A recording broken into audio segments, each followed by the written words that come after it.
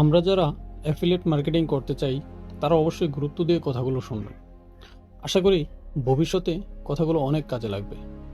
Affiliate করে যারা establish হতে চায় তারা অবশ্যই ভিডিওটি এড়িয়ে যাবেন না। সেই সব বিষয় নিয়েই কথা বলবো আজকে, আপনারা অবশ্যই মনোযোগ দিয়ে শুনবেন। অ্যাফিলিয়েট মার্কেটিং কি?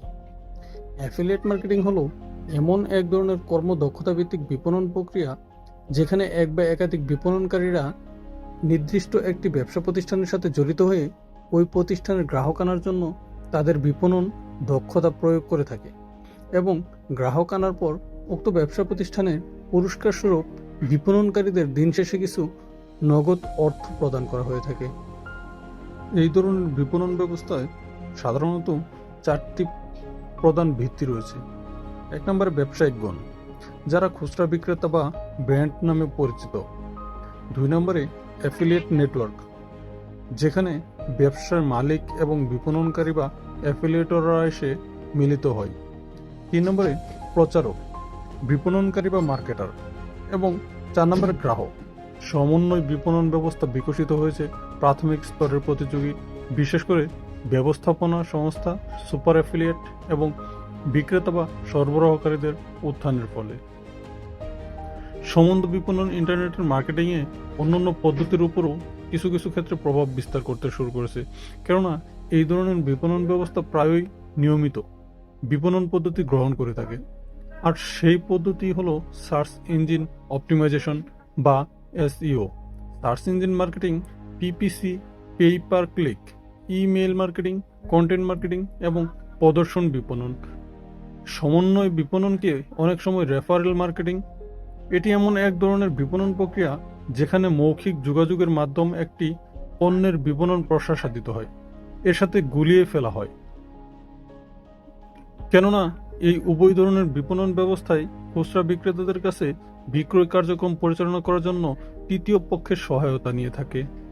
যদিও উভয় বিপণন ব্যবস্থার স্বতন্ত্র রূপ, কিন্তু তারপরও উভয়ের মধ্যে কিছু পার্থক্য বিদ্যমান আছে। সমন্বয় বিপণন বা অ্যাফিলিয়েট মার্কেটিং বিক্রয় পরিচালনার জন্য সম্পূর্ণ আর্থিক পরিচালনার উপর নির্ভরশীল, যেখানে রেফারেল মার্কেটিং নির্ভরশীল শুধু বিশ্বাস এবং ব্যক্তিগত সম্পর্কের উপর। সম্বন্ধ বিপণন বিজ্ঞাপনদাতা কর্তৃক মাঝে মধ্যে উপেক্ষিত হয়, যেমন কেননা যেখানে সার্চ ইঞ্জিন, ইমেল এবং ওয়েব সিন্ডিকেশন অনলাইন বিক্রেতাদের সিংহভাগ মনোযোগ আকর্ষণ করে সফল, সেখানে সম্বন্ধ বিপণন তুলনামূলকভাবে দৃষ্টি আকর্ষণে কম সফল। কিন্তু তারপরও সম্বন্ধ বিপণন বা অ্যাফিলিয়েট মার্কেটিং অনলাইন বিপণন এবং কৌশলগত বাজারজাতকরণের ক্ষেত্রে গুরুত্বপূর্ণ ভূমিকা পালন করে চলেছে। অ্যাফিলিয়েট মার্কেটিংয়ে গুরুত্বপূর্ণ তিনটি বিষয় রয়েছে, তা হলো সময়, কৌশল, বিনিয়োগ। সময় কিভাবে? পর্যাপ্ত সময় না দিলে অ্যাফিলিয়েট মার্কেটিংয়ে সফল হওয়া সম্ভব হয় না, কেননা অ্যাফিলিয়েট মার্কেটিং একটি মাল্টি বিলিয়ন ইন্ডাস্ট্রি। একদিকে প্রতিযোগিতা, অন্যদিকে প্রযুক্তির আপডেট, উভয় মিলে এই চেঞ্জের মোকাবেলা করার জন্য পর্যাপ্ত সময় দেওয়া খুবই জরুরি। দ্বিতীয়ত কৌশল। অ্যাফিলিয়েট মার্কেটিং করতে হলে অনেক বেশি কৌশলী হতে হবে। যে যত বেশি কৌশলী, সে তত সুন্দরভাবে তার অফার প্রমোট করতে পারবে তার কাস্টমারদের জন্য। সেজন্য একদিকে যেমন বিজনেস আপ টু ডেট থাকতে হবে, অন্যদিকে নির্দিষ্ট অডিয়েন্স থেকে পর্যাপ্ত পরিমাণ রেসপন্স পাওয়ার জন্য সুকৌশলী হতে হবে এই মার্কেট প্লেসে। 3 নম্বর বিনিয়োগ। অনেক সময় নির্দিষ্ট পরিমাণ বিনিয়োগের অভাবে অ্যাফিলিয়েট মার্কেটিংয়ের সফলতা আসতে দেরি হয়। শুধু ফ্রি মেথড কাজ করে আউটপুট আনতে অনেক বেশি সময় ও শ্রম দিতে হয়, কিন্তু পেইড মেথডে কাজ করলে, যেমন ফেসবুক, পিপিসি ইত্যাদি এর মাধ্যমে পেইড মার্কেটিং করলে আউটপুটটা দ্রুত আসা সম্ভব। কিভাবে শুরু করবেন অ্যাফিলিয়েট মার্কেটিং? অ্যাফিলিয়েট মার্কেটিং শুরু করতে হলে অনেক কিছুই জেনে তবেই কাজ শুরু করতে হবে, যেমন কোন প্রোডাক্ট বাছাই করব, কেন বাছাই করব, এই প্রোডাক্টগুলো কিভাবে টার্গেটেড ট্রাফিকের উপস্থাপন করতে হবে এবং কিভাবে প্রমোট করতে হবে ইত্যাদি। তাই অ্যাফিলিয়েট মার্কেটিং শুরু করার প্রয়োজনীয় ধাপগুলো নিচে দেওয়া হলো।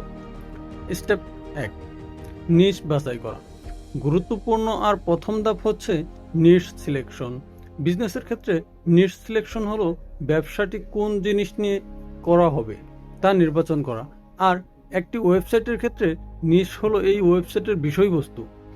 কোনো product, freelancing, blogging, marketing, web লস, graphics designing, career development, web development ও ডিজাইনিং, ভ্রমণ, লাইফ হ্যাক, হেলথ টিপস, রান্নাবান্না, ব্যবসায়িক পরামর্শ, শেয়ার বাজার, নিউজ, ডিজিটাল মার্কেটিং, এসইও ও পড়াশোনা সহ এমন অসংখ্য নিশ রয়েছে। এর মধ্যে যে কোনো একটি পছন্দের নিশ বাছাই করে শুরু করতে হবে অ্যাফিলিয়েট মার্কেটিংয়ের প্রাথমিক পর্ব। স্টেপ 2, প্রোডাক্ট বাছাই করে ওয়েবসাইট সেট আপ করা। যে সমস্ত প্রোডাক্ট প্রমোট করা হবে তা সম্পর্কে অবশ্যই ভালো মতো জানতে হবে। প্রোডাক্ট সিলেকশন হয়ে গেলে অ্যাফিলিয়েট মার্কেটিংয়ের জন্য একটি ওয়েবসাইট খুলতে হবে। এই ওয়েবসাইটটি নিজেই খুলে ভালো হয়। যদি নিজের ওয়েবসাইটটি নিজে খুলে থাকেন তাহলে সর্বোচ্চ সিকিউরিটির অন্তর্ভুক্ত থাকে। তারপর ওয়েবসাইট সেট আপ করে নিতে হবে প্রয়োজনীয় টুলস দিয়ে। অফার, কমিশন রেট, পেমেন্ট পদ্ধতি, পাবলিক রিভিউ, এই বিষয়গুলো মাথায় রেখে অ্যাফিলিয়েট সঠিক প্রোগ্রামিং নির্বাচন করতে হবে। স্টেপ 3, এসইও করে ওয়েব র্যাঙ্কিং করানো। SEO, WF, web analysis, content, CD, backlink, keyword research, traffic, ranking optimisation. SEO করে নিজের ওয়েবসাইট র্যাঙ্কিং করানো যাতে সার্চ ইঞ্জিন তথা গুগল, ইয়াহু এরকম সার্চ ইঞ্জিনে থাকে ট্রাফিক বা ভিজিটর সাইটে নিয়ে আসতে পারেন। আর এজন্যই আপনার সাইটের আর্টিকেল বা কন্টেন্ট সমূহ র্যাঙ্কিং করাতে হবে। 4 নম্বরে কন্টেস্ট তৈরি। কন্টেস্ট তৈরি করে সাইটে ভিজিটর নিয়ে আসা। সাইটের জন্য কন্টেস্ট তৈরি করা আরেকটা গুরুত্বপূর্ণ ধাপ। একটি ওয়েবসাইটের জন্য মেইন কন্টেস্ট হলো আর্টিকেল বা ব্লগ পোস্ট। যত বেশি ভালো কন্টেন্ট সাইটের জন্য ততই তৈরি করতে হবে, তত বেশি ট্রাফিক বা ভিজিটর সাইটে, এবং যত বেশি ভিজিটর সাইটে আসবে প্রোডাক্ট সেল তত বেশি হবে। আর অ্যাফিলিয়েট মার্কেটিংয়ে কমিশন এড়াতে এভাবেই বাড়তে থাকবে। ইমেল মার্কেটিং করেও সাইটে ভিজিটর নিয়ে আসা যায়। স্টেপ 5, অ্যাফিলিয়েট প্রোডাক্ট প্রমোট করা। এখন হলো সর্বশেষ গুরুত্বপূর্ণ ধাপ, আর তা হলো বিভিন্ন অ্যাফিলিয়েট প্রোগ্রামে যুক্ত হয়ে প্রোডাক্ট প্রমোট করতে হবে। এজন্য বিভিন্ন অ্যাফিলিয়েট মার্কেটিং মার্কেট প্লেসে যে সাইন আপ করতে হবে এবং সেখান থেকে ইউনিক অ্যাফিলিয়েট লিঙ্ক কালেক্ট করতে হবে। তারপর ওই লিঙ্কসমূহ আপনার আর্টিকেলে বিভিন্ন জায়গায় যুক্ত করতে হবে। এরপর যখনই কোনো ট্রাফিক বা কোনো ভিজিটর ওই লিঙ্কে ক্লিক করে আপনার রেকমেন্ডেড প্রোডাক্টটি কিনবে, তখনই আপনি কমিশন পেয়ে যাবেন। এভাবে অ্যাফিলিয়েট মার্কেটিং করে আপনি একটি ভালো ইনকাম করতে পারবেন। তবে এর জন্য অবশ্যই পর্যাপ্ত সময় দেওয়া ও ধৈর্যশীল হওয়ার মতো মন মানসিকতা থাকতে হবে। আর তবে উল্লেখিত বিষয়গুলো ভালো করে আয়ত্ত করলে আপনি হতে পারেন একজন সফল অ্যাফিলিয়েট মার্কেটার। সবশেষে একটি কথাই বলবো, শুভকামনা রইল আপনার জন্য।